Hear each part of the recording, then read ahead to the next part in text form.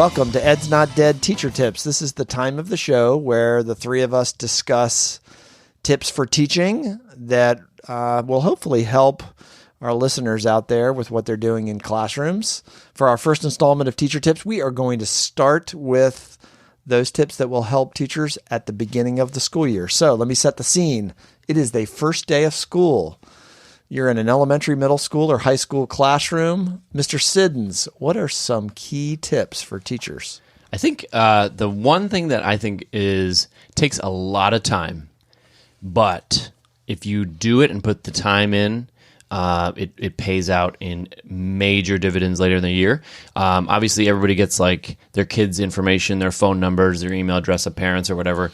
I think it's I know, again, it takes a lot of time, but if you make the effort to call every single parent within the first 2 weeks or 3 weeks of school, and I know I've said that to people before, and they kind of gristle at it, and they're kind of like, that's ridiculous. I had 150 kids in a couple years, and you take some. I took a Sunday when I'm driving somewhere, when I'm on the way home, and you make a phone call, 2 minutes tops with the parent, guardian, and you just say, hey, I met so-and-so today. It was great meeting them. I'm Mr. Siddons.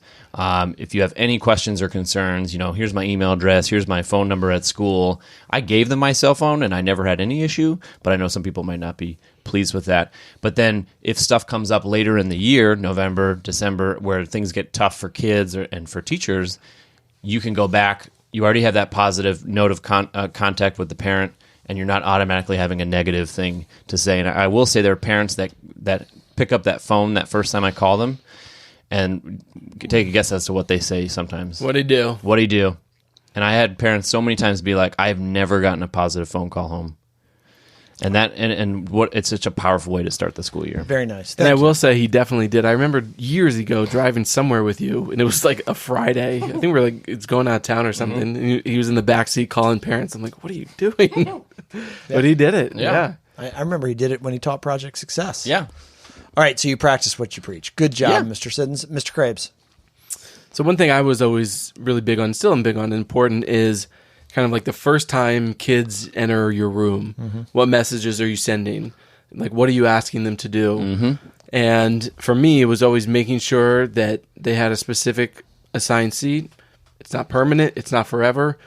But especially, for middle school, but, I imagine high school as well, it's awkward and uncomfortable. And it's a new room. It's a new person who's in here. Who do I sit next to? Those really complex social dynamics are already at work and at play. So giving them somewhere to sit and then giving them something to do right away. They're not sitting around just hanging out and you're like, oh, hold on. And what I would always do is go around and ask kids their name. And on the seating chart, I would make sure to write it down phonetically as well. Because I always cringe, and I still cringe anytime, even if it's the first day, the mispronunciation of kids' names. Yep. So really working to make sure that you're writing it down, that you're going back to it every day. And for the first, honestly, month of school, I would just always have that in front of me. And if kids were working independently, I'd be looking at the seating chart, being like, where's that? What's that kid's name? And then I'd be quizzing myself as they go on, just as quick as possible, learning their names to really kind of give them a sense of importance. Like, I see you, I know you, I know who you are. So, yep. And that helps you remember the kids long term too. Yeah. Mm-hmm. Yeah. Remember them way down the road. Yeah. Yeah. All right. Lastly, the person that hasn't taught in the most amount of time. I will go with making sure that teachers have their routines and systems in place. It's a long-term strategy. It doesn't really necessarily impact you on the first day of school. And digital technology has changed a lot since I taught. We worked a lot more with paper and pencils back in those days. Do it for me. Come on. We used the clay tablets. Yes, but from everything to how kids enter the room, to where they turn in papers, to where they can access supplies. Mr. Siddons, you were always great about having lots of materials in a very organized way around your room, so kids knew kind of how to move in the space of a classroom. I think those internal room systems are really important. It gives kids kind of that that gestalt to work within. And so I think teachers, when they, rooms don't have to be overly beautified or pretty, but they need to be highly organized. Yep. And I think the kids, just like, cognitively you develop schema in your brain, and when you learn, I think that's what you do in a classroom space. Yeah, it's funny. That was going to be my second one in terms of important things to do, was setting up routines. And the kind of mantra is, if you don't have like a system or routine for it, they'll make up one for you. Yep. They'll fill the space. They'll fill the space. Yep. Yeah. And I think it's important to note, though, there might be a routine that you and I started our first years of teaching that the next year I was like, nope, not doing that. Or even like a month in, sometimes you're like, nope, that's done.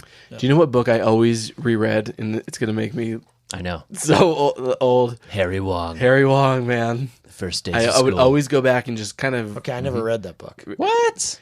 I mean, it's nothing earth-shattering or classic. groundbreaking. Is it classic? Yeah, but it's like, it just, for me, it always got me in the right mindset of thinking about what was going to happen and what I wanted to happen. Yeah. Harry Wong, First Days of School. Mm-hmm. Right. Go check it out. And check out the book, Who Said School Administration Was Going to Be Fun? I read that book a lot. Anyway. All right, so that is our first installment of Teacher Tips. It was awesome. Thanks, guys. I hope it benefits our educators out there, pedagogy that they can apply in their classrooms. Or we know we also have a lot of expert teachers out there, so maybe for them it's just a reminder. Yeah. And we want to especially wish good luck to all those teachers who are going to be walking into a classroom or welcoming kids for the first time in their careers. We've all been there. It's crazy to think about the excitement. Exciting. It is Nerve-wracking. It is, man. There is nothing like it. And it doesn't get old either, I don't think. No. But that first go around, it is one of the scarier propositions that you'll ever confront in professional life. And also, there's no other career that you experience that excitement either on the first day. and so rewarding. Yeah. Anyway, all right. Thanks, folks.